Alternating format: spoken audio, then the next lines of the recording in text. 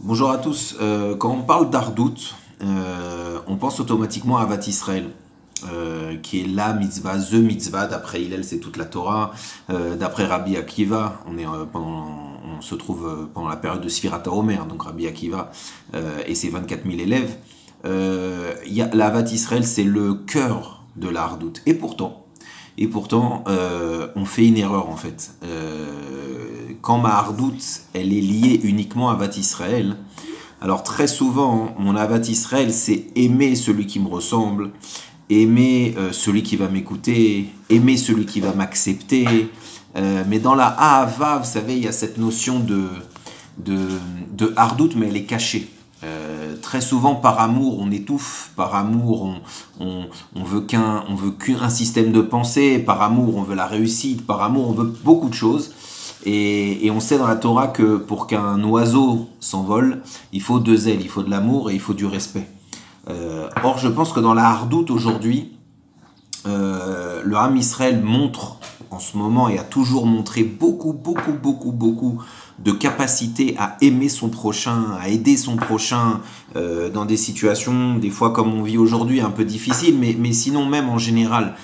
Et donc la partie Ahava de la Hardout, on l'a souvent, Baruch Hashem, très bien illustré et extrêmement bien illustré. Je pense qu'aujourd'hui, il faut travailler un peu plus sur le respect de l'Ardout. Ça veut dire comprendre que, en fait, on est dans un grand puzzle et que chaque pièce est totalement différente et indispensable à l'image générale du Ham Israël. Et que tant qu'au fond, quand on aime son prochain, c'est un peu peut-être par supériorité, par pitié, par bon cœur, etc. Tant qu'on trouve une espèce de raison, en fait, et ben cette Ahavat Israël, c'est une Ardout, mais c'est une Ardout qui manque, on va dire, de valeur.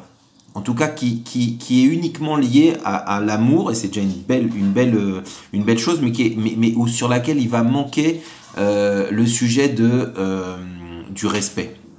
Et là, encore une fois, là où on teste la hardoute, ben, c'est quand je suis face à la personne qui manque de respect, la personne que j'aime pas, mon petit rachat à moi, d'autres auraient dit le dîner de... D'accord. Donc on a tous une partie, mais pas une petite, hein, parce que attention, on a beaucoup d'Avat Israël, on a toujours une petite partie de gens qui sont nos souffres-douleurs, notre petit mouton noir à nous qu'on n'aime pas trop, d'accord. Alors, pour faire Ardout, la vraie Ardout, il faut bien comprendre et bien essayer de se mettre dans la tête que tu es obligé de respecter l'autre. Tu es obligé de respecter l'autre, quel que soit où il est, quel que soit là où toi tu le mets, parce que des fois c'est nous qui plaçons les gens. Lui c'est un grand sadique, lui c'est un petit sadique, lui c'est un grand rab, lui c'est un petit rab, etc. Mais ça n'est peut-être que notre appréciation. Le seul qui est capable de donner une appréciation du travail que la personne attend, qu'on attend de la personne, c'est Hachem.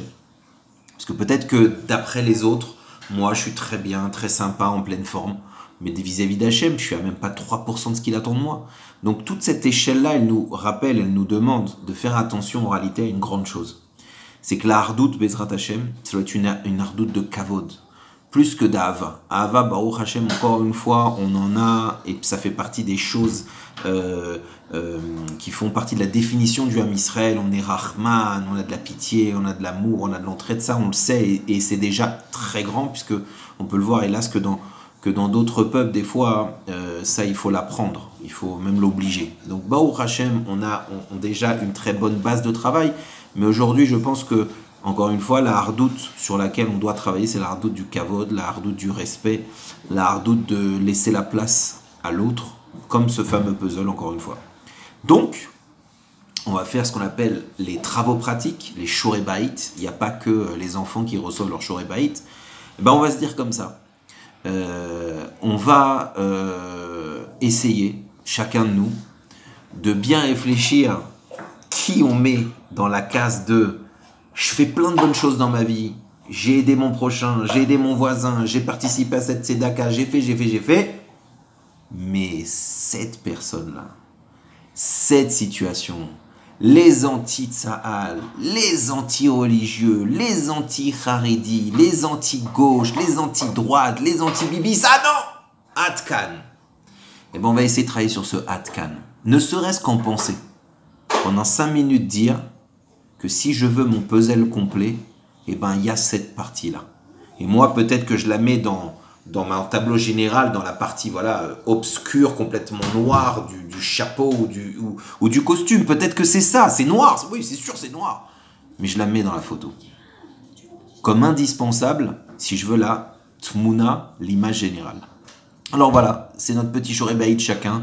On va travailler sur notre Seir Azazel, notre fameux mouton où on met toutes nos avérotes dessus et que c'est lui qu'on veut balancer, qui ressemble 2 gouttes d'eau à nos mitzvot à nous.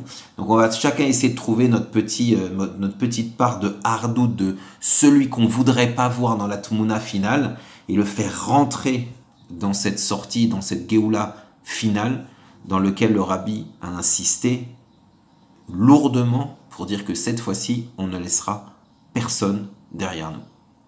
Chag Sameach.